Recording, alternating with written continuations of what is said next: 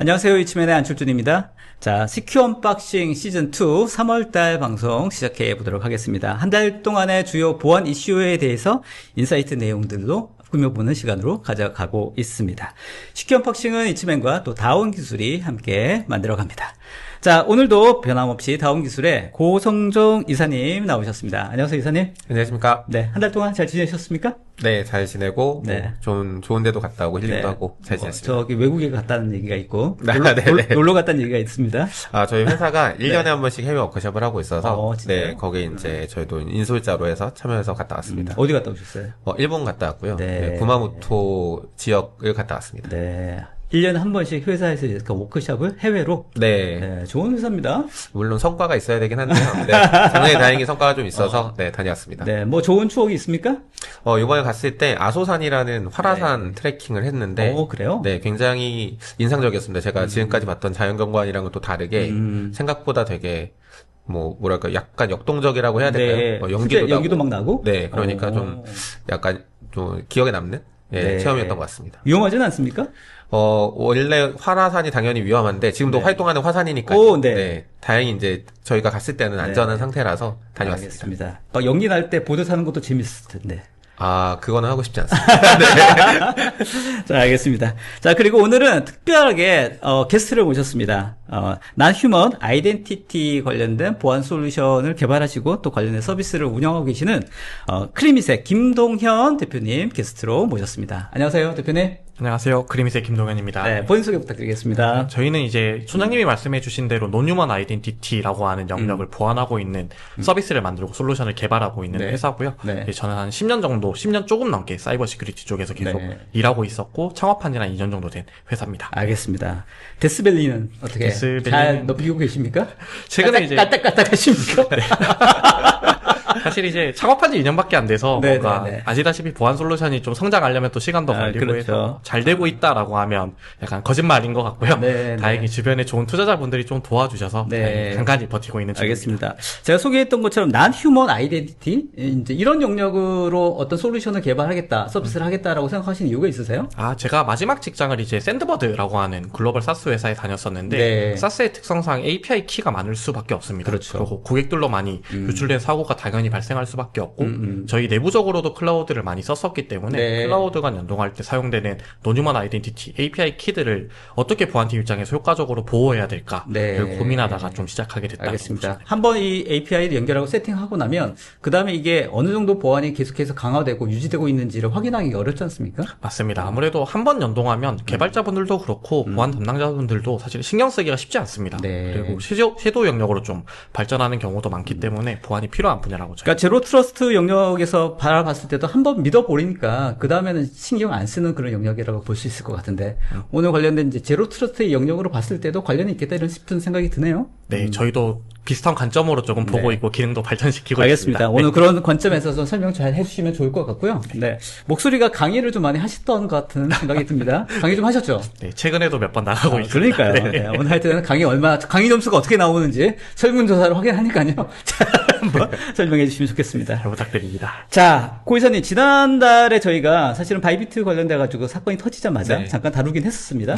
저희가 이제 녹화였기도 했고, 당시에. 그 다음에 사고 난 지 얼마 안 돼서 했기 때문에 좀 구체적인 정황들이나 어떤 분석 데이터가 없는 상태에서 좀 소개를 했다고 하면 이제 한 달여간 시간이 지났으니까 오늘은 좀 구체적인 내용들을 설명할 수 있지 않을까 싶은데 어떻습니까? 실제 이제 저희가 저번 달에 다뤘을 때는 사고가 났다는 거에 이제 어떤 사고였는지 그리고 그때 당시 이제 밝혔던 사고 주체가 누군지 이런 부분에 좀 집중을 했었는데 이제 저희가 이제 웹이나 진행할 때만 해도 포렌식 보고서나 이런 게 나오지 않은 상태였다 보니까 조금 정보가 부족했었고요. 현재는 이제 포렌식 보고서 나와 있고, 그 관련된 내용으로 이제 저희가 조금 더 뎁스 있게 그 내용을 정리했다라고 보시면 될 것 같고요. 오늘은 이제 그 주제로 말씀 좀 드리려고 합니다. 알겠습니다. 아마 이 관련된 내용들을 여러 가지 리포트라든지 또 관련된 뉴스로 접하셔서 어느 정도 인지하고 계신 분들도 많이 있을 것 같습니다만, 이걸 어떤 바라보는 뷰에 따라 또 다른 해석이 가능할 것 같고, 오늘 특별히 이제 제로 트러스트 관점에서 어떻게 이 사태를 좀 해석할 수 있을지에 대한 내용들도 좀 꾸며볼 테니까 여러분들 들으시고도 또 관련된 나는 이렇게 또 생각해. 나의 분석은 이래. 이런 의견들도 얼마든지 올려주시면 좋을 것 같습니다. 네, 맞습니다. 실제 이제 사고 그 포렌식 보고서 같은 경우에는 어떤 기술적인 내용이 많이 담겨 있다 보니까 또 영문으로 써져 있어서 네. 보셨을 때 이해가 많이 안 되신 부분도 분명 네. 있으실 거예요. 이제 그 부분에 오늘 이제 김동현 대표님이 좀 자세하게 좀 설명 주실 수 있을 것 같고요. 저는 이제 그거 이제 설명드릴 때 뭐 이제 같이 바라봐야 되는 내용들 한번 다시 한번 말씀드려보겠습니다. 알겠습니다. 오늘은 약간 방관자입니까? 오늘 이제 제2의 진행자로서 제2의 진행자로서 한번 열심히 또 저도 진행해 약간 쉬었다 가는 코너 약간 이렇습니까? 한결 표정이 좋아 보입니다. 오늘 조금 마음이 네네. 편합니다. 자, 오늘 웨비나는 라이브는 여러분들과 같이 만들어 갑니다. 아까 좀 전에 말씀드렸던 것처럼 관련된 여러분들의 생각과 의견들도 댓글창에 많이 올려주시면 좋을 것 같고요. 제로 트러스트라고 하는 관점이 사실은 오래된 컨셉이기도 해서 뭐 이제 다시 또 제로 트러스트냐라고 말하실 분들도 있을 것 같습니다만 실제 이거 아는 것과 구현하고 실천하는 건 또 다르지 않습니까? 이런 차원에서 제로 트러스트 2.0이라는 컨셉도 한번 같이 얘기해 가면서 오늘의 이런 주제들을 같이 의견을 나누고 또 공유할 수 있는 시간으로 꾸미면 좋지 않을까 싶습니다. 질문도 올려주시면 저희가 Q&A 시간 혹은 중간중간이라도 보고 답변 드릴 수 있도록 하고요. 온라인 설문조사도 오픈되니까 꼭 좀 답변 주시면 감사하겠습니다. 자, 이제 본격적으로 오늘 3월달 식혜 언박싱 시작해 보도록 하겠습니다. 첫 번째 세션은 늘 말씀드리고 있는 주요 보안 뉴스들에 대해서 정리를 다운기술의 이정현 과장님의 낭낭한 목소리로 들어보도록 하겠습니다. 3월의 주요 보안 뉴스입니다. 최근 사이버 위협의 다변화와 클라우드 환경의 일반화로 인해 기존 경계 기반 보안 체계의 한계가 뚜렷해지면서 끊임없는 검증을 기반으로 한 제로 트러스트 보안 모델의 필요성이 커지고 있습니다. 이에 과학기술정보통신부는 한국인터넷진흥원과 함께 정보보호기업의 기술 경쟁력 강화를 위해 총 100억 원을 투입하며 지원한다고 밝혔습니다. 뿐만 아니라 제로트러스트 도입 전환 컨설팅을 통해 자체 투자 여력이 있으나 도입 계획 수립에 어려움을 겪고 있는 기업과 중장기적인 제로트러스트 도입 로드맵 수립이 필요한 기업 등을 대상으로 9억 원 규모의 제로트러스트 컨설팅도 지원한다고 밝혔습니다. 다음 소식입니다. GitHub 액션즈에 공급망 공격이 발생해 최소 200여 개의 오픈소스 저장소의 비밀 정보가 외부에 유출됐습니다. 공격자는 자동화 워크플로우를 조작해 비밀 정보를 콘솔 로그에 출력되도록 했으며 로그가 공개된 경우 누구나 해당 정보를 열람할 수 있는 상태였습니다. 이번 공격은 액션 자체의 취약점이 아니라 관련 봇의 인증 토큰이 탈취되면서 시작된 것으로 파악됐습니다. 유출된 정보에는 AWS, 도커허브와 npm 등의 민감한 자격 증명이 포함되어 있어 2차 피해 가능성도 우려됩니다. 전문가들은 액션 버전 고정, 로그 출력 제한, 최소 권한 설정 등 전반적인 워크플로우 보안 강화를 권고하고 있습니다. 이것으로 3월의 주요 보안 뉴스 마치겠습니다. 자, 이정현 과장님의 목소리 잘 들으셨죠? 자, 3월달 여러 가지 보안 이슈들이 많이 있었습니다만 오늘은 좀 드릴 말씀들이 많아서 짧게 정리를 해드린 점 이해해 주시면 좋겠습니다. 자, 이제 말씀드렸던 본격적인 세션 시작해 보도록 하겠습니다. 제로 트러스트, 다시 한번 제로 트러스트 관점에서 바라보는 바이비트 사태의 분석과 그리고 대책, 대응이라는 주제로 오늘 시작해 보도록 하겠습니다. 자, 대표님 준비되셨죠? 네, 시작해 보도록 하겠습니다. 네, 시작해 보겠습니다. 저번 달에 이제 고성종 이사님의 세션으로 바이비트가 이제 어떻게 해킹 당했는지에 대해서 간략하게 소개를 해주셨는데요. 다시 한번 좀 더 정리드리면 저번 달 21일 날 6월 21일 역대 최대 규모 해킹 사고가 발생을 했었습니다. 14억 달러, 하나로는 2조 원대의 이더리움이 바이비트에서 탈취를 당했었고요. 이번 세션에서는 한 번 더 말씀드리지만 제로 트러스트 관점에서는 그럼 어떻게 바이비트가 방어할 수 있었는지에 대해서 설명을 드리겠습니다. 바이비트 해킹 사고는 21일 금요일 날 발생했고요. 14억 달러 가량의 이더리움이 탈취를 당했는데 공격 방식이 이제 명쾌하게 나왔습니다. 세이프 월렛이라고 하는 서비스가 해킹을 당했고 바이비트의 주요 서명자들이 서명을 하면서 이제 발생했던 사고인데요. 세이프 월렛에 대해서 간략하게 설명드리면 암호화폐나 MFT라는 토큰을 관리하고 보관할 수 있는 서비스입니다. 그리고 용의자는 라자루스로 어느 정도 확정이 되어 있는 상태라고 보시면 될 것 같습니다.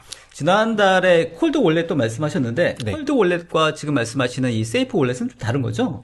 일단은 여기서 이제 해킹당했다고 하는 셀프월렛은 암호화폐 그리고 NFT를 보관하는 어떤 서비스인 거고요. 네네. 실제 이제 콜드 월렛을 핫월렛으로 바꾸고 이런 과정에서 이제 그런 것들을 지원하는 서비스라고 생각하시면 될 것 같습니다. 그 이제 트랜스퍼하는 그 과정에서 네네. 사용하는 월렛이 세이프 월렛이다. 네, 맞습니다. 지난번에도 그 트랜지션 하는 과정에서 탈취가 당했다고 말씀하셨으니까. 그쵸, 네, 그래서 저기서 공격을 당했다라고 볼 수 있겠네요. 네, 맞습니다. 그리고 이제 보시는 화면에서 그림은 이제 주황색으로 노란색 주황색으로 표시되어 있는 게 바이비트의 월렛이고요. 그 다음에 중간에 표시되어 있는 월렛은 라자루스 그룹의 월렛인데 최초에 이제 탈취한 월렛이라고 보시면 되는데 네. 지금은 보시다시피 엄청나게 많은 세탁 과정을 거치고 있는 중입니다.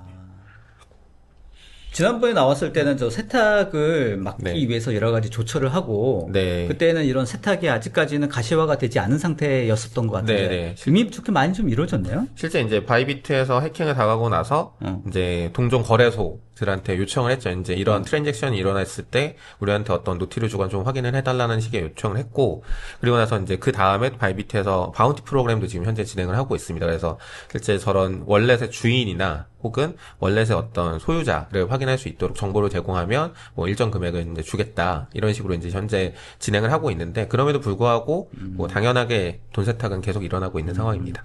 그렇게 얘기를 해도 그게 보고가 잘 안 되나 봅니다. 확인하기 어렵나 보죠? 맞습니다. 아무래도 블록체인이 탈중앙화하다 보니까 지갑의 소유자를 아는 게 좀 많이 어렵습니다. 그래서 협력된 거래소들이 많다고 하더라도 협력되지 않은 거래소들 분명히 있고요. 그리고 개인적으로 생성한 지갑들에도 많이 퍼져 있을 겁니다. 그리고 이제 라자루스 그룹이 이런 공격들을 많이 해보다 보니까 그런 월렛들을 많이 보유하고 있고 추적을 못하게 하는 방식들로 뛰어나게 가지고 있다고 보시면 될 것 같습니다. 알겠습니다. 북한의 GDP가 많이 올라갔겠습니다. 네. 야, 거의 다 이게 탈취가 됐군요. 맞습니다. 그래서 타임라인으로 정리하면 이제 21일 날 발생한 이후에 인지한 지 2분 만에 조치는 바로 시작을 했습니다. 그래서 저번 달 웨비나에도 말씀드렸다시피 투명하게 이제 CEO가 어떻게 우린 대처하고 있을 것이다. 그리고 바운티 프로그램도 운영하면서 이제 있고요. 그리고 24일 날 이제 사고조사 보고서가 바이비트 측의 보고서가 1차적으로 나왔는데요. 바이비트 측에 캐시되어 있는 자바스크립트 파일, 브라우저 내에 이제 존재하고 있는 자바스크립트 파일에서 악성 행위가 발견이 되었고, 아까 잠깐 말씀드린 지갑 플랫폼 세이프월렛 측의 S3 버킷 또는 클라우드 프론트, 웹 프론트엔드가 권한이 유출되거나 조작이 되었다라고 의심되는 보고서가 발행됐습니다. 그리고 같은 날에 이제 잠깐 말씀드린 바운티 프로그램을 시작했고요. 그리고 26일자 기준으로는 3.8% 정도의 계좌를 동결시켰습니다. 그리고 이제 세이프월렛 측에서의 대응이 그랬으면 계속 기다려졌는데, 이번 달 초 3월 6일 날 세이프월렛 측에서도 조사 보고서를 발행하고 우리 측의 개발자 PC가 악성 코드에 감염이 되었다라는 걸 컨펌했습니다. 그러면 이제 세이프 월렛이 무엇이냐가 좀 중요할 텐데, 이제 세이프 월렛은 아까 말씀드린 대로 월렛 기능을 제공하는 것 중에 가장 유명한 소프트웨어라고 보시면 될 것 같습니다. 그래서 다중 서명 기능을 제공해서 여러 명에서, 예를 들어 촌장님이나 고이사님이나 제가 직접 모두가 서명을 해야 트랜잭션이 전송되는, 지갑에 있는 자산을 이동시킬 수 있는 기능을 지원하는 플랫폼이고요. 그리고 4천만 개 이상의 트랜잭션을 현재까지 처리했고 800만 개 이상의 계좌가 배포되어 있습니다. 그럼 엄청 유명하고 많이 인기 있는 소프트웨어라고 볼 수 있습니다. 그리고 또 오픈소스로도 운영되고 있고 운영 자산 규모 자체도 $1,000억 이상입니다. 그렇기 때문에 바이비트 측에서도 어느 정도 신뢰할 수 있는 소프트웨어를 사용하고는 있었다라고 보시면 될 것 같고, 그리고 세이프월렛 측에서도 뭔가 개발자들이 직접 지갑의 소유자나 또는 서명자 외에는 자금에 접근할 수 없게 되어 있습니다. 그렇기 때문에 세이프월렛도 해킹당해도 안전하겠다라는 생각이 바이비트 측에서도 어느 정도 있었을 거라고 예상합니다. 지난달 말씀하셨을 때도 저 다중 서명 기능 관련돼서도 말씀하셨던, 이미 CEO도 그 다중 서명에 포함되어 있었다면서요? 네, 이제 주요 직책자들이 있었고 금액 자체가 원체 크다 보니까. 그쵸. 네, 당연히 이제 주요 직책자들이 다 있었고 어떻게 따지면 CEO도 누르고 나서 알았다고 생각하는 게 좀 맞겠죠? 눌렀을 때 얼마나 멘붕이 왔을까? 네, 맞습니다. 근데 그렇기 때문에 빠르게 어떻게 따지면 대응을 할 수 있었던 본인이 했으니까. 네, 하고 나서 이상하다라는 걸 바로 인지했고 그렇기 때문에 바로 이제 흔히 얘기하는 복구 작업이나 이런 것들을 좀 바로 시작할 수 있었다. 본인이 어프로벌 했으니까 빼박이네 좀. 그쵸, 그래서 진짜 빨리 어떤 대응 계획을 노티스하고 했을 수도 있겠다는 생각이 드네요. 아무튼 그만큼 이 세이프 월렛이라는 게 검증되고 엄청나게 많이 사용되고 있는 그런 자산 관리 관련된 어떤 그 암호화 뭐 어떤 그런 툴인데도 불구하고 이게 이제 어떤 해킹의 어떤 시발점이 될 수 있었다는 얘기죠. 맞습니다. 그 내용 한번 들어봤으면 좋겠습니다. 일단 바이비트 측에서의 공개한 공격 경로인데요. 해킹을 이제 분석할 때는 이제 어떻게 우리가 공격이 시작되었냐를 보는 게 가장 중요하다고 저희는 생각하고 있습니다. 그럼 이제 세이프 원렛 측에서 우리가 발생한 해킹 공격이기 때문에 바이비트 측 말고 세이프 원렛의 보고서를 보면 라자루스 그룹이 일단 세이프 원렛의 개발자 PC, 그 중에서도 어느 정도 권한을 가지고 있는 개발자 PC의 악성 코드를 배포를 했습니다. 그리고 개발자는 당연히 세이프 원렛 측의 어플리케이션이나 서비스를 배포할 수 있는 권한을 가지고 있었고요. 그 서비스는 AWS의 S3라고 하는 스토리지에 배포가 되었습니다. 그리고 라자루스 그룹은 그 권한을 탈취한 상태로 며칠 동안 테스트를 하다가 이제 바이비트 측의 사이너, 아까 말씀해주신 바이비트 CEO나 고 권한자들에 대한 활동을 모니터링하고 있다가 그 당시 그 몇 분 전에 이제 악성 코드 자바스크립트 파일을 해당 S3 버킷에 배포하고 악성 트랜잭션을 실행하게 만드는 방법을 사용했습니다.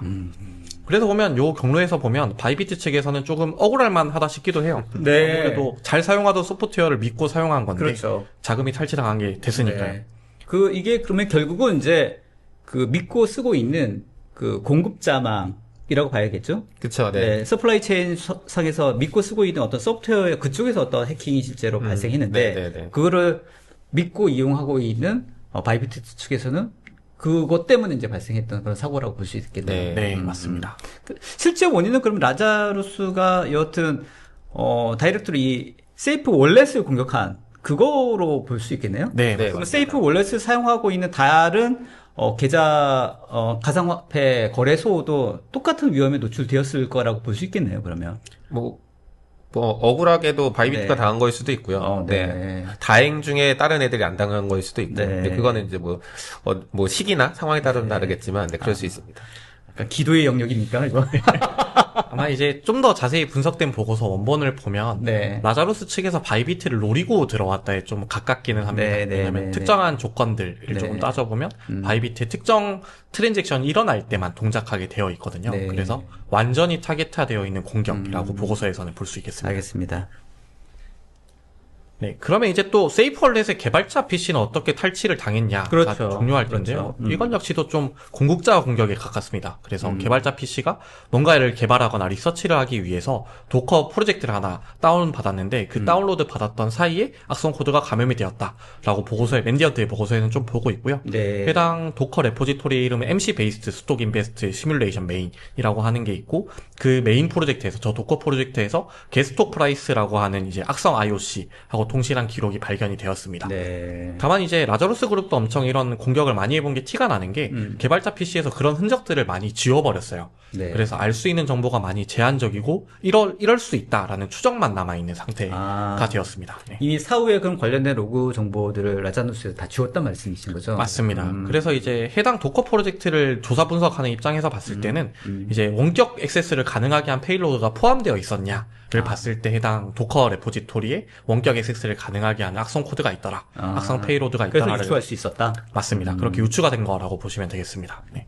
사실 일반적으로 저렇게 관련된 도커 프로그램이라든지 이런 것들은 클라우드 개발이라든지 할 때 많이 쓰고 있는 그런 소프트웨어이고 툴이기 때문에 사실 저거를 구별하고 이렇게 어떤 막기가 쉽지는 않겠다는 그런 생각은 들거든요. 맞습니다. 아무래도 사실 개발자분들도 오픈소스들도 많이 참고하고 그렇죠. 공개되어 있는 프로젝트를 다운받아서 실행도 해보기 때문에 네, 이런 공격을 막는 게 엄청 복잡하고 네. 사실 힘들고 이걸 막는 순간 생산성은 낮아지기 때문에 그렇죠. 보안팀의 입장에서는 많이 고민을 해야 되는 포인트입니다.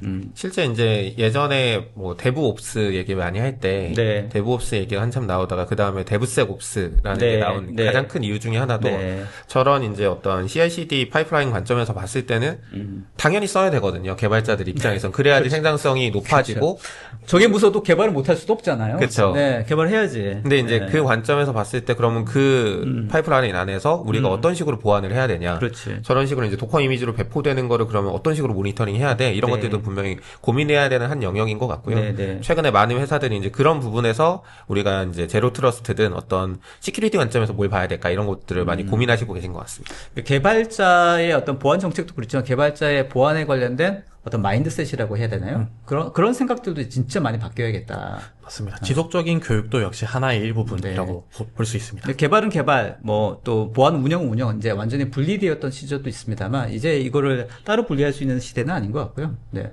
그래서 데브섹 같이 말씀하셨던 것처럼 개발 과정에서 이런 것들을 어떻게 보완해 나가느냐가 전체적인 제로 트러스트 관점에서도 중요한 포인트가 되지 않을까. 아무튼 이 바이비트 사건이 여기가 어떤 요인이 돼서 발생했다라고 분석이 되니까 더 한 번 더 생각이 드는 그런 포인트라고 생각이 드네요. 맞습니다. 사실 첫 번째 시작점을 막으면 그 뒤에 비용이 효과적으로 줄어들 수도 있으니까요. 네. 아무래도 첫 번째 시작점부터 고민하는 것도 네. 좋은 방향인 것 같습니다. 이거 막으면 또 다른 게 뚫리는 거 아니에요? 역시 그런 거는 무엇이든 방어해야 되는. 일단 그래도 하여튼 문제가 있는 거 막아야지 일단. 맞습니다. 일단 먼저 막고 그 다음에 생각해보죠. 네. 그럼 이제 또 탈취된 개발자 PC는 그렇다 치고 개발자 PC에서 어떻게 S3를 조작할 수 있었냐, 실제 그렇죠. 배포되고 있던 스토리지를 어떻게 점령했냐가 중요한데요.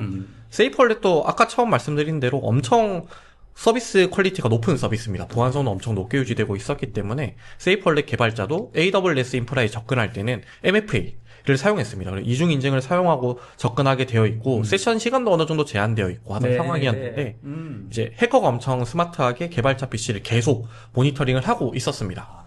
그래서 중간에 뭔가 고정되어 있는 크리덴셜 ID 패스워드를 탈취한 게 아니라 세션 토큰, 처음 세션이 맺어진 다음에 12시간 정도 유효한 토큰을 탈취한 다음 직접 해커가 VPN을 통해서 S3에 접근해서 악성 코드를 배포했다라고 볼 수 있겠습니다. 이것도 이제 기록은 이제 다양한 클라우드 로그나 이런 걸 다 확인했겠지만 이제 익스프레스 VPN의 IP가 IOC로 나왔고 그리고 S3에 실제로 해커가 공격한 유저 에이전트는 해킹에서 많이 사용되는 칼리라고 하는 OS의 기록이 남아 있었기 때문에 이 경로로 해킹을 했다라고 이제 컨펌을 지을 수 있었습니다. 저 MFA 같은 저런 이중 보안 프로세스가 있음에도 불구하고 계속 저렇게 탈취가 됐다. 그럼 어떻게 해야 됩니까? 그거를 이제 끝쯤 말씀드리겠습니다.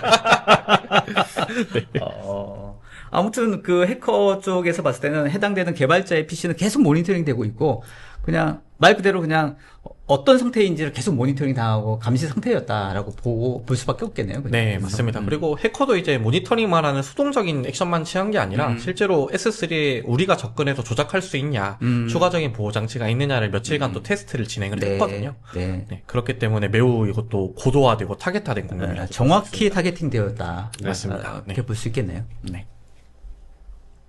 그리고 이제 결론적으로는 이제 악성 코드가 S3에 배포가 되었고 그 S3에 배포된 악성 코드는 세이프월렛의 소프트웨어에 계속 참조가 되었기 때문에 그 뒤에 트랜잭션 과정은 이제 라자루스 그룹의 입장에서는 누구를 타겟할 것인가, 바이비트를 타겟할 것인가 또는 뭐 다른 거래소를 타겟할 것인가만 결정하면 되는 그렇죠. 상황이 벌어졌다고 볼 수 있겠습니다. 네. 그럼 이제 제로 트러스트 관점으로는 고 이사님 보시기엔 어떻게 좀 접근해 볼 수 있을까요? 네. 일단은 제로 트러스트를 얘기 드리기 전에 저희가 이제 제로 트러스트를 뭐 시장에서도 많이 얘기하셨고 많은 분들이 들어보셨겠지만 한번 정리를 좀 하고 넘어가려고 제가 이 장표를 하나 넣었습니다. 일단 기본적으로 제로 트러스트라는 내용은 내부인 그리고 외부인과 내부인 직원 뭐 구분하지 않고 우리는 기본적으로 신뢰하지 않겠다라는 게 기본 전제라고 생각하시면 됩니다. 그래서 어떤 리소스에 접근하거나 아니면 시스템이나 데이터에 접근을 할 때 우리는 무조건 비신뢰 기반으로 어떤 정책을 운영해서 자원에 접근할 수 있게 하겠다라는 게 기본적인 제로 트러스트의 그렇죠. 기본 개념이라고 생각하시고 들어주시면 좋을 것 같습니다. 근데 이제 제로 트러스트를 뭐 여러 얘기들을 쭉 할 수 있지만 그냥 유즈 케이스 하나 놓고 좀 얘기를 해보면 편할 것 같아서 이 유즈 케이스를 좀 갖고 왔고요. 이건 이제 구글 클라우드 시큐리티에서 얘기하고 있는 비욘드 콥이라는 어떤 제로 트러스트 모델입니다. 참고로 구글은 이 제로 트러스트 모델을 사용한 지가 거의 10년이 넘은 걸로 알고 있어요. 이게 이유는 2010년쯤에 발생했던 이제 오로라 작전이라는 해킹 사고가 있습니다. 구글이 처음이자 뭐 지금까지 공개한 걸로는 처음이자 마지막으로 해킹 사고가 당했다라고 하는 오로라 작전이 있는데 그때 이제 한번 이제 중국에 있는 어떤 APT 공격 그룹한테 사고가 나고 나서 이제 아예 다 뜯어고치면서 제로 트러스트 관점을 완벽하게 엔터프라이즈에 적용한 첫 사례였거든요. 그때 이제 만들어진 개념이라고 보시면 될 것 같고요.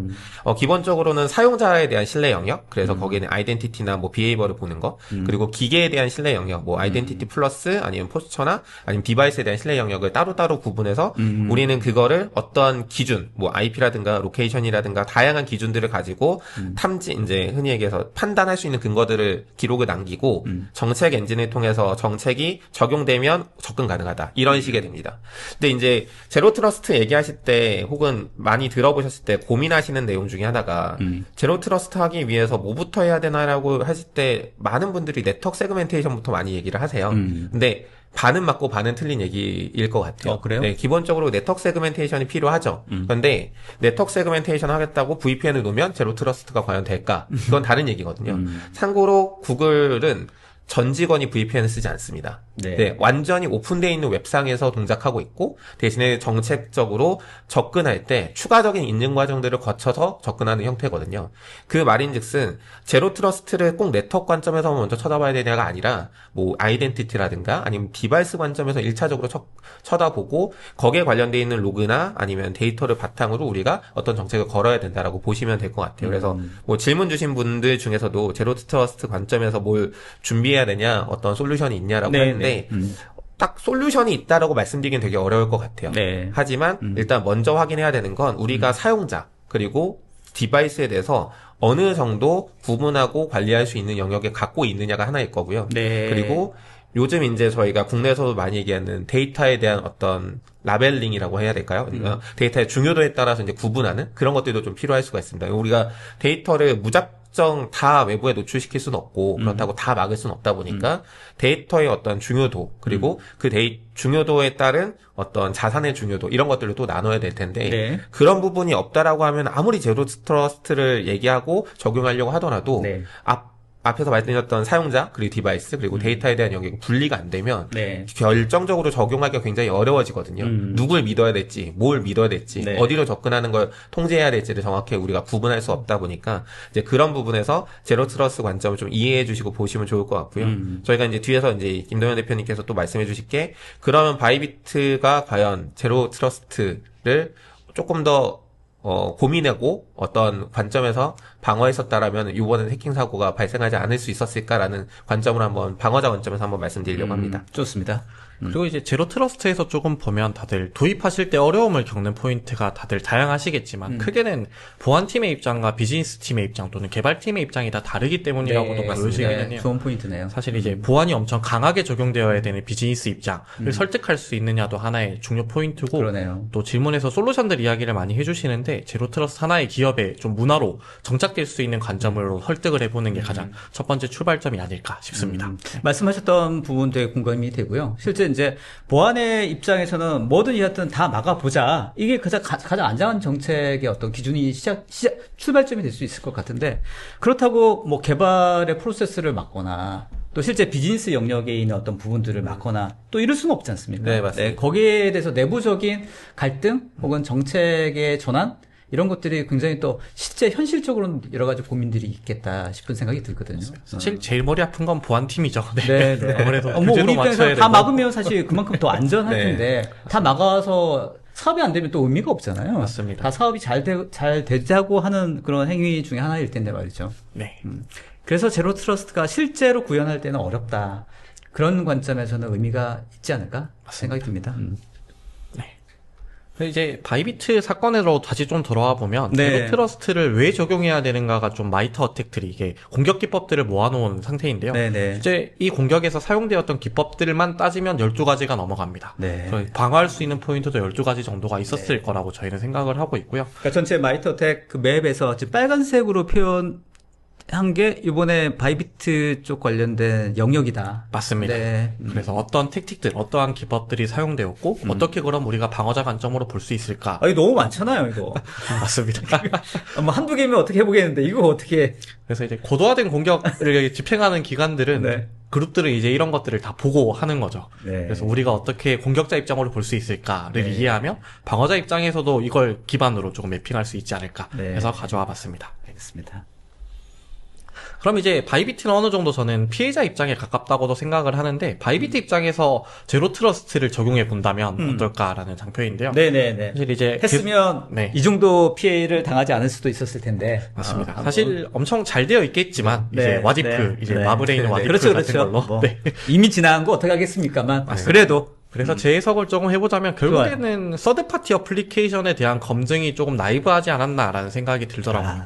그래서 제로 나이브 했지라고 하면 절대 그렇지 않았다고 하긴 하겠지만, 결론적으로는 뭐 여하튼 약간 나이브하지 않았나. 맞습니다. 네. 그리고 이제 중요한 이제 워크로드에 사용되던 이제 어플리케이션이었을 텐데. 그렇죠. 가장 핵심적인 어플리케이션이었겠죠. 맞습니다. 그래서 만약 그 어플리케이션의 버전 변경이 정말 공식적인 변경이었는가를 모니터링을 할 수 있었다거나 아니면 내부적으로 이런 트랜잭션이 맞는지 이 어플리케이션의 구동 원리가 이게 맞는지를 좀 분석할 수 있었더라면 네. 한 번 더 막아볼 수 있지 않았을까, 공급자 관점을 좀 적용해 볼 수 있지 않았을까라는 생각이 좀 들었습니다. 물론 이게 굉장히 어려운 일이긴 합니다. 이거를 이제 한다라고 하면 보안팀의 리소스만으로는 하기 어렵고 어떻게 따지면은 흔히 해서 컴플라이언스 대응하는 쪽과 그리고 이제 법무 쪽 관련된 부분들이 같이 인게이지해서 해야 될 일일 수도 있어요. 왜냐면 제 3자의 회사를 저희가 평가한다는 거일 수도 있고 하니까. 네. 다만 이제 보안하는 입장에서 봤을 때 그런 것들을 이제 관리하는 게 저희가 흔히 얘기하는 공격 표명 관리 하나라고 생각하고 관점에서 접근을 해야 될 것 같고 네. 그런 소프트웨어 업데이트라든가 이런 것들이 뭐 예를 들어서 그럼 우리는 그거에 따른 릴리즈 루트를 정상적으로 수신을 했고 네. 그 릴리즈 루트에 맞춰서 지금 이게 이루어졌는지 네. 이런 것만이라도 따져봤으면 이상한데라는 거를 한번 낌새를 느끼지 않았을까라는 뭐 흔히 얘기하는 와리프를 얘기를 드리는 거라고 생각해 주시면 좋을 것 같습니다. 네. 그리고 또 하나 불만한 거는 저희가 네트워크에 대해서 모니터링을 계속 해봤으면 어땠을까라는 생각도 좀 듭니다. 왜냐면 이걸 이제 블록체인 네트워크에 적용해서 본다면 트랜잭션을 모니터링 해라는 이야기가 돼서 조금 더 어려워지기는 하는데요. 네. 접근할 수 있었던 네트워크나 트랜잭션이 갔던 과정들 또는 타겟되어 있는 네트워크들에 대한 모니터링 우리가 계속 하고 있었다면 아까 고 이사님 말씀해 주신 대로 공격 표면 관리의 입장에서 그러니까 트랜잭션 가지고도 이상 징후를 확인할 수 있나요? 어느 정도 확인할 수 있다고 저희는 보고 있습니다. 네. 왜냐하면 블록체인 상에서 이루어지는 트랜잭션이라고 보면 네. 모두가 읽을 수 있기 때문에 이런 이상행위 트랜잭션이 원래 쪽에서 발생하고 있더라를 이제 봤더라면 이제 좀 더 한 번 더 바이비트 측에서는 조심할 수 있었겠죠. 네. 네. 그리고 이제 첫 번째 이야기랑 약간 유사한 이야기인데요. 엔드포인트 관점에서 어플리케이션이 이상하게 변했다라는 것만 본다면 어땠을까 싶기도 해요. 왜냐면 결국 세이프 원래 측에서 이제 바이비트 주요 결정권자들한테 딜리버리 된 이제 다운로드가 된 자바스크립트 파일이 분명 이상하게 생겼거든요, 보면. 그래서 이제 맨디언트나 조사기관에서 크롬에 캐시되어 있던 악성 JS 파일을 발견했다라고 했으니까요. 그러면 엔드포인트에서 이런 악성 코드 형식의 자바스크립트들을 혹시 볼 수 있었더라면 모니터링 범위에 있어서. 네. 네. 그러면 바이비트에서도 제로 트러스트 관점에서 조금 보호를 할 수 있지 않았을까라는 생각이 아니 뭐 예를 들면 들었습니다. 구글이나 아니면 맨디언트 쪽에서도 이게 TI 관련된 정보들 계속 네. 이렇게 어나운스하고 계속 업데이트하고 있지 않습니까? 네네. 뭐 그런 것들 관련돼서 계속 모니터링하고 이상 징후를 뭔가 체크할 수 있는 그런 방법들은 없나요? 일단은 지금 이번에 바이비트 사고 같은 경우에는 워낙 타겟팅한 거기 때문에 이미 알려져 있는 공격 방식은 아니었어요. 완벽하게 타겟팅해서 새롭게 만든 공격 방식이라고 이해하는 게 좀 더 나을 것 같고요. 네. 다만 이제 좀 전에 대표님께서 얘기해 주셨듯이 엔드포인트로 뭔가 이렇게 이상한 어플리케이션이라든가 자바스크립트 같은 거에 떨어졌을 때 최소한 모니터링 할 수 있는 뭔가의 그 도구들이 있었다. 뭐 예를 들어서 EDR이라든가 아니면은 하다못해 뭐 윈도우의 시스템 로그라든가 이벤트 로그들을 수집하고 우리가 모니터링하고 있었다라고 하면 조금이라도 먼저 인지했을 수 있거든요. 그렇죠. 그러면은 결정권자들이 사인을 뭐 동시에 우리 다 같이 지금 누르자 이러지는 않을 거잖아요. 그럼 이제 그 시간 타임 안에서라도 그렇죠, 조금 그렇죠. 확인할 수 그렇지. 있었을 텐데 그렇지. 그런 부분들이 조금 놓쳐진 게 아쉽다라는 말씀을 드리는 겁니다. 네. 그럼에도 불구하고 바이비트는 2분 만에 인지를 했기 때문에 네. 어느 정도 잘하고 있었을 네. 거라고 저희는 네. 보고 있습니다. 솔직히 2분이라는 시간이 정말 짧은 시간이거든요. 그렇죠, 근데 그렇죠. 그거를 인지했다라는 건 이미 어느 정도의 모니터링 세계는 저희가 생각하는 것보다 많이 올라와 있긴 하다. 네. 다만 이제 그런 부분들이 조금 아쉽긴 했었다라고 말씀드리는 겁니다. 하여튼 충분히 잘했지만 완벽하진 않았다. 맞습니다. 네. 완벽한 보안을 꾸리기라는 사실 현실적으로 힘드니까요. 또. 네, 맞습니다. 애잔합니다. 아. 애잔하기에는 너무 비용이 큰데? 맞습니다. 네, 너무 비용이 큰데? 네. 그럼 이제 바이비트 측은 이제 공급망 공격에 당했고 네. 엔드포인트 모니터링을 했더라면 어떨까라는 이야기를 저희가 드렸는데 음. 그럼 실제 공격의 시발점이었던 세이프월렛은 어떨까라고 네, 보면 네, 네. 이제 세이프월렛은 조금 더 할 이야기가 있습니다. 네. 이제 엔드포인트 개발자 PC에 이제 악성 코드가 활동되거나 프로세스를 모니터링을 했더라면 어떨까라는 네. 이야기를 먼저 네. 드릴 수 있을 것 같아요. 이제 아까 말씀드린 대로 도커의 레포지토리를 통해서 감염이 됐고 해당 감염된 레포지토리에는 원격 액세스를 제공하고 있는 뭔가 기능이 있었는데 악성 기능에 대해서 엔드포인트 입장에서 계속 모니터링을 했더라면 먼저 조기에 발견해서 이제 시작이 18일, 19일쯤에 됐다고 하더라고요. 세이프원래 개발자 PC의 악성 행위의 활동이. 아, 그래요? 네, 그러면 그때 했더라면 21일까지 이어지지 않고 차단될 수 있었다라는 관련돼서는 뭐 EDR 시스템이나 이런 것들이 구비가 안 되어 있었나? 그렇게 생각할 수 있을까요? 뭐 있었을 수도 있겠지만 있었지만 모니터링이 제대로 안 됐을 수도 있고요. 뭐 이제 그 부분에 대해서는 완벽할 수는 없으니까. 네, 그렇죠? 조사 보고서에 이제 정확하게 언급이 돼 있지는 않아서 저희도 확인할 수는 없는데 그런 이제 허점들이 좀 있지 않았나 생각이 듭니다. 알겠습니다. 똑같이 좀 더 이어서 보면 IOC에 대해서 모니터링 했더라면 어떨까라는 이야기도 있어요. IOC는 뭐죠? 이제 악성 행위를 했던 이제 정보 같은 거죠. 도메인 정보라든지 네네네네. IP 정보라든지 이런 거라고 보면 되는데 아까 그 도커 프로젝트가 get 스톡 프라이스라고 하는 악성 행위가 있었던 도메인하고 통신한 기록이 있었거든요. 그런 IOC들하고 같이 엮어서 모니터링을 했더라면 어떨까라는 생각이 좀 들었습니다. 네. 이제 저희가 이제 위협 인텔리전스 얘기를 많이 하는데 위협 인텔리전스가 이제 저런 정보들을 제공하는 거잖아요. 그렇죠. 이제 관가하시는 것 중에 하나가 예전에 한번 악성 행위가 있었는데 지금은 없어. 뭐 예를 들어서 한 6개월 동안 없었어. 안전할까? 이거는 좀 다른 얘기거든요. 그 인프라는 침해를 한번 당했던 인프라이기 때문에 공격자들이 얼마든지 재침투해서 다시 활용할 수 있는 근거가 분명히 있는 인프라일 수 있고요. 이제 그런 부분들을 조금 더 모니터링해서 이상하다라고 하면은 그런 어떤 도커 프로젝트라든가 이런 것들에 차단 조치가 좀 이루어졌었어야 되는데 그런 부분들이 조금 이루어지지 못하지 않았나라는 생각을 좀 할 수 있을 것 같습니다. 이미 예전에 어떤 히스토리가 있었는데 거기에 대해서 좀 더 경각심을 가졌어야 되지 않았을까? 맞습니다. 네. 그리고 이제 또 하나 또 볼만한 거는 결국에는 개발자의 권한만으로 이제 세이프월렛에 어플리케이션 코드가 있는 S3를 조작할 수 있었던 거거든요. 그럼 이제 개발자가 아니라 뭐 어플리케이션 배포 파이프라인에서만 접근할 수 있었더라면 그러네요. 이런 안전한 점들이 바로 삭제가 되더라고요. 네. 실제 근데 배포하는 과정에서도 검증하는 그 프로세스가 있지 않나요, 보통은? 이제 보통은 자동화가 되어 있기 때문에 한 번 넘어가면 끝까지 넘어가는 경우가 많은데 이 경우는 저희가 조금 세이프월렛 측에서는 경각심을 가져야 될 만한 포인트라고 보는 게 결국에는 개발자 한 명이 배포를 할 수 있었다라는 게 좀 문제가 되는 거죠. 그러네요. 그래서 코드를 수정하고 배포할 수 있는 파이프라인의 보안 완성도가 썩 높지 않았을 수 있다라는 게 있고 제로 트러스트 관점으로 조금 본다면 그 개발자가 직접 배포할 일이 분명 있으면 안 될 거거든요. 특히 프로덕션 환경이라고 한다면요. 그런 입장에서는 최소 권한 원칙을 좀 더 잘 지켰어야 됐다라고 볼 수 있겠습니다.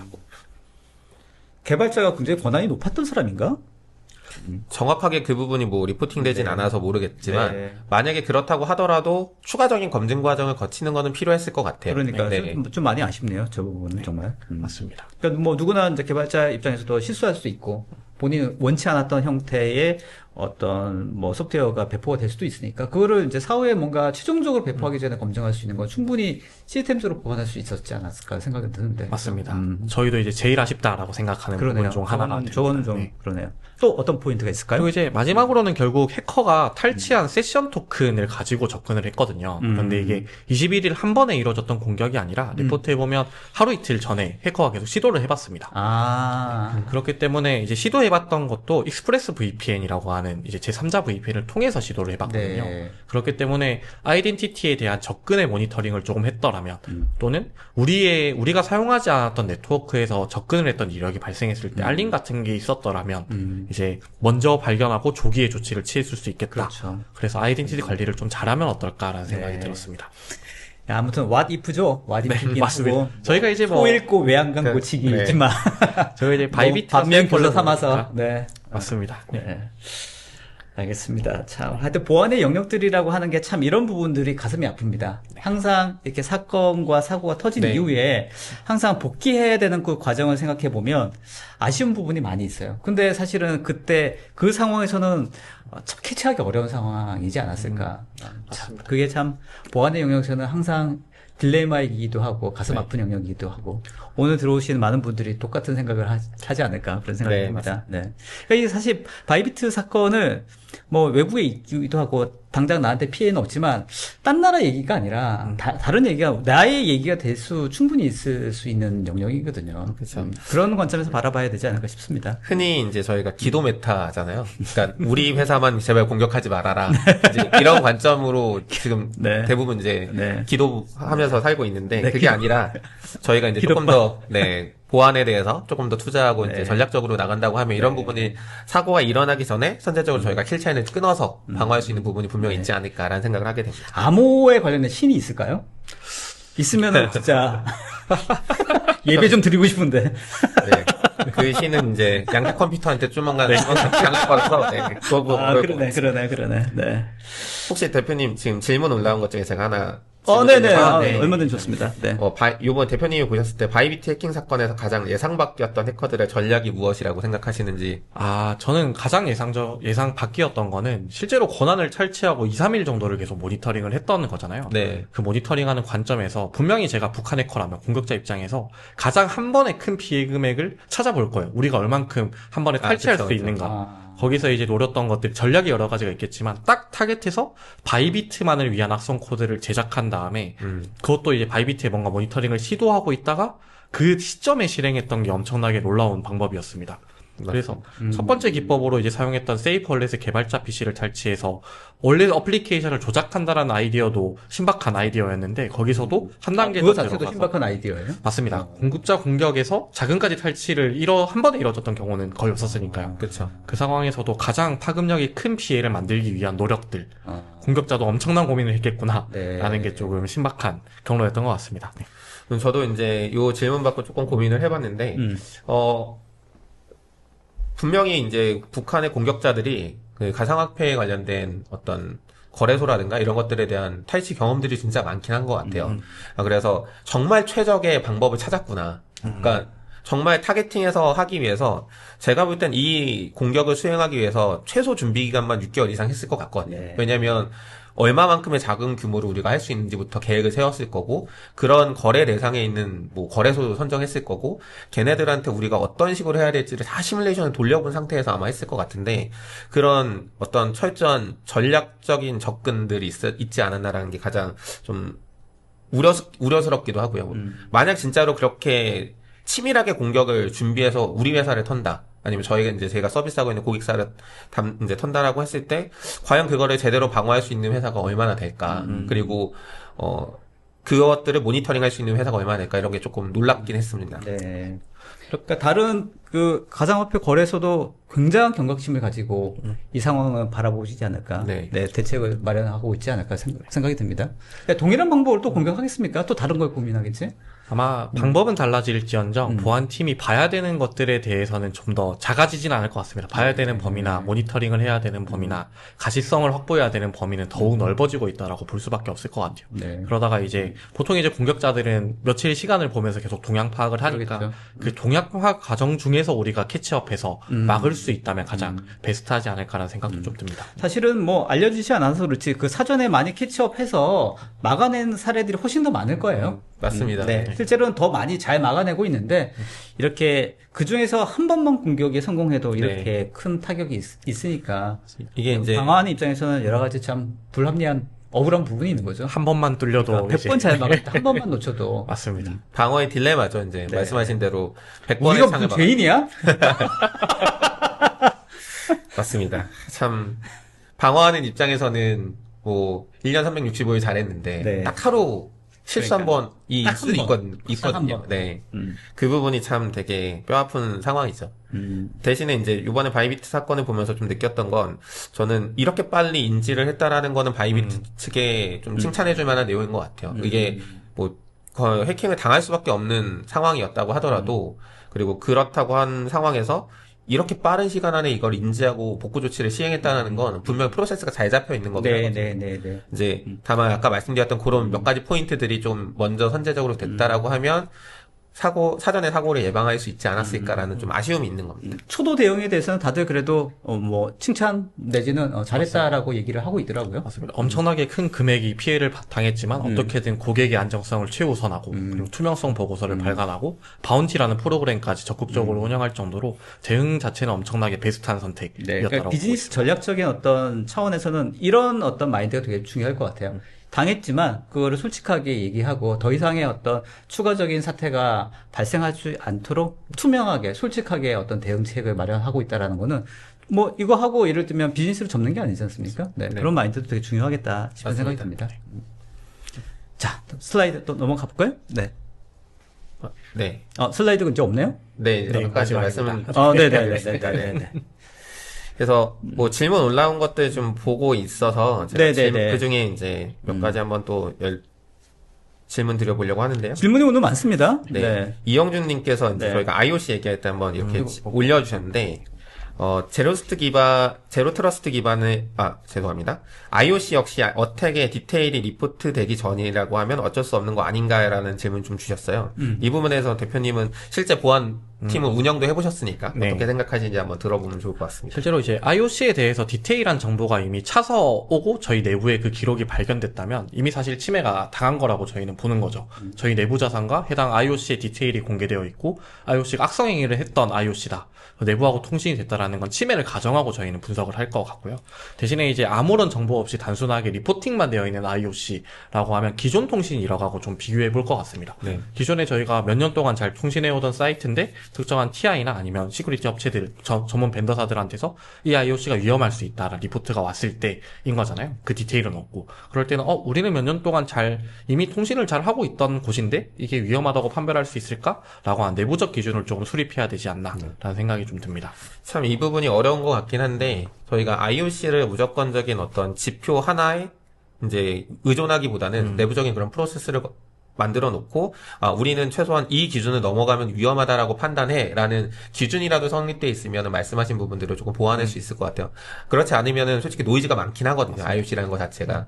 그리고 이제 그걸 대응하기 위해서 조금 더 상위 단계인 TTP를 고려를 해야 될 텐데 물론 TTP까지 가는 과정은 너무나도 힘들고 어려운 과정이니까 일단 1차적인 IOC 관점에서도 그런 부분들의 기준만 마련돼 있으면 그래도 내부적으로 좀 활용할 수 있는 가치 있는 정보가 아닐까라고 생각이 듭니다. 결국에는 내부 정보, 내부에서 어떻게 체계적으로 관련한 위험 정보를 관리할 수 있는가, 그리고 외부 정보를 어떻게 우리가 결합할 수 있는가가 첫 번째 단추일 것 같아요. 네. 맞습니다. 그리고 이제 질문이 하나 더 할 수 있을 시간일 것 같아서 혹시 대표님 회사가 이제 요로 제로 트러스트 관련돼서 제공하고 있는 서비스가 있으신지를 또 물어봐 주시는 데가 있더라고요. 김홍식 님이. 딱 적절하게 질문 주셨어요. 네. 질문해 주셔서 감사합니다. 저희 회사가 하는 건 아까 처음에 잠깐 말씀드렸다시피 API 키라고 하는 것들을 보호하는 겁니다. 그리고 API 키를 좀 더 확장해서 하면 사람이 사용하지 않는 모든 인증 정보라고 볼 수 있거든요. 그런 관점에서 보통 개발하고 서비스들 간에 연동하고 또는 클라우드 연동하고 AI 연동할 때 API 키가 꼭 사용되는데 이 API 키에 대한 지속적인 모니터링을 하고 있는 경우가 거의 없습니다. 그렇기 때문에 중요 자산에 접근할 수 있는 API 키들에 대해서 관리 영역, 언매니지드 영역을 매니지드 영역으로 움직여주면서 저희는 가시성을 확보해주고 갑자기 제3자 클라우드에서 이 API 키를 호출했다라고 했을 때 위험이 발생할 수 있는 걸 모니터링해주는 지속적인 모니터링이랑 권한 검증의 관점에서 저희가 도와드리는 서비스를 논유원 아이덴티티 API 키들에 대해서 대상으로 해드리고 있습니다. 준비하셨습니까? 이렇게 살짝 준비했습니다. 이렇게 짧게 빠르게 그렇죠. 핵심만. 깜짝 놀랐죠. 역시 대표야. 그러니까 제로 트러스트 관점에서도 이런 부분이 되게 중요할 것 같다는 생각이 듭니다. 진짜. 맞습니다. 지금까지는 이제 보통 사람의 행동에 대해서 모니터링하고 이제 권한을 인가해주는 이런 거에 좀 집중돼. 그러니까 아까 그 제로 트러스트의 어떤 정책, 구글의 영역에서도 어떤 사람에 대한 어떤 보안 정책, 그다음 권한과 그다음에 장비에 대한 부분들, 이제 이걸 분리해서 하는 부분이라고 했을 때 사람에 대한 부분들도 있지만 장비나 어떤 기기나 아니 시스템에 대한 어떤 관리라든지 모니터링 이것도 굉장히 중요하겠다 싶은 생각이 들거든요. 특히 요새 AI 하면서 에이전틱으로 해서 AI들을 가지고 서로 연동하고 API끼들이 연동하는 경우가 얘네들이 많은데 도대체 뭘 하고 있는지 모르겠잖아요. 맞습니다. 도대체. 그런 현황에서도 조금씩 필요한 가능성이 좀 보이고 있습니다. 네. 뭐 다음 주에 4월 말에 저희가 또 하는 이제 저희 세션 중에서 하나는 중간에 이 AI 플랫폼을 이용해서 알아서 데이터와 적절한 AI 에이전트를 연결해주는 그런 관련된 솔루션도 있거든요. 그러면 정말로 얘가 도대체 어디하고 연결할 수 있을지 모니터링이 안 될 수 있겠다는 생각이 들거든요. 네, 맞습니다. 네. 어떻게 따지면 이제 그런 부분들이 개발자 입장에서도 그리고 보안팀 입장에서도 섀도우 영역으로 많이 빠지는 내용 중에 하나거든요. 그리고 한번 할 때는 열심히 하는데 해놓고 나면은 까먹잖아요, 사람이. 그렇죠. 어딘가에 기록에 남아있지 않으면 모니터링 되지 않다 보니까 그런 부분들을 조금 이제 크리밋이 그런 부분들 좀 가려운 부분을 긁어줄 수 있지 않을까 생각이 듭니다. 네. 뭐 저희 회사 같은 경우에는 뭐 예전에도 많이 말씀드렸지만 저희는 구글 클라우드의 파트너로서 지금 일을 하고 있어서 네. 아까 이제 설명드렸던 뭐 비욘드 콥이라든가 아니면은 구글에서 제공하고 있는 다양한 제로 트러스트 관점의 어떤 솔루션들 이런 것들을 이제 설명드릴 수 있을 테니까 한번 저희 홈페이지 와주시고 이제 질문 남겨주시면 저희가 뭐 찾아가서 한번 설명드리든가 한번 알겠습니다. 그렇게 하면 좋을 것 같습니다. 네, 설문조사에도 관련돼서 문의사항이 있으면 체크해 주시면 관련돼서 뭐 메일로 드리든지 아니면 뭐 전화하기 그렇다고 하시면은 그냥 뭐 예를 들면 채수로 하시든지 이렇게 해가지고 필요한 부분들 좀 이렇게 상담 또는 뭐 컨설팅 또는 뭐 서로 이제 의견을 나눌 수 있는 그런 것들 얼마든지 열려 있으니까 신청해 주시면 좋을 것 같습니다. 네. 자, 확실히 게스트 대표님이 오시니까 좋네요. 좀 마음 편하죠, 그죠? 네. 마음 편하고 할 얘기도 많고. 할 얘기도 많고. 네. 여유가 있어 보인다니까, 네. 사람이. 항상 쫄렸거든요.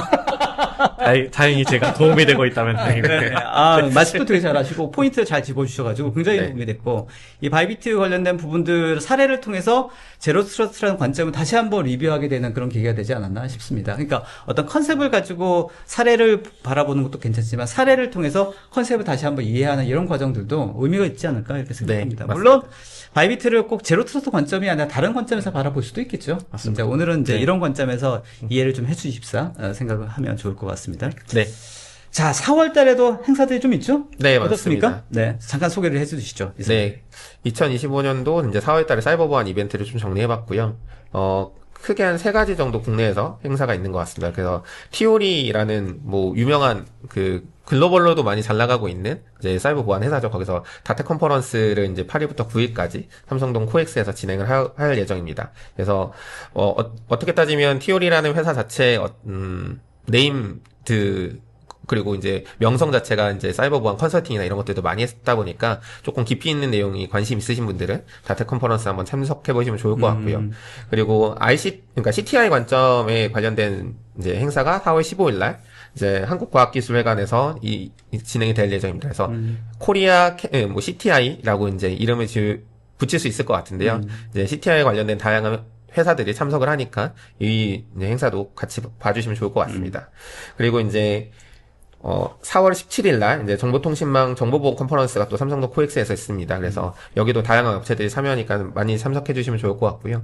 그리고 이제 국내 행사는 아니지만 4월 달에는 이제 RSA 컨퍼런스 2025년도 RSA 컨퍼런스가 미국 샌프란시스코 모스코넷 센터에서 진행이 될 예정입니다. 저기 있네요. 네. 아시죠? 직접. 네, 저도 네. 작년부터 해서 이제 올해 또 참석을 하면 6번째, 5번째 참석을 하는 것 같은데, 네, 저희도 참석을 할 예정이고요. 그래서 저희 참석하면서 이제 저희가 가이드 문서라든가, 프리뷰 가이드라든가, 네. 그리고 이제, 현장에서 좀 지원 드려야 될 부분들 이런 것들 같이 하고 있으니까, 화면 한번 띄워주시면, 네, 저희 참관단 신청 링크가 있습니다. 그래서 혹시, 참관단 네, RSA 컨퍼런스에 방문하시는 분들이 있으시다라고 하면, 네. 저희한테 참관단 신청해 주시면 저희가 갖고 있는 프로그램들, 저희 또 구글이랑 또 프로그램 또 준비하는 것들도 있으니까, 그런 부분도 이제 신청하실 수 있도록 지원 드리겠습니다. 저기 이정현 과장님 혹시 모니터링 하고 있으면 관련된 링크 댓글에 좀 올려주시면 좋을 것 같아요. 네, 바로 링크 통해 가지고 신청할 수 있게끔 그렇게 해주시면 좋겠습니다. 네.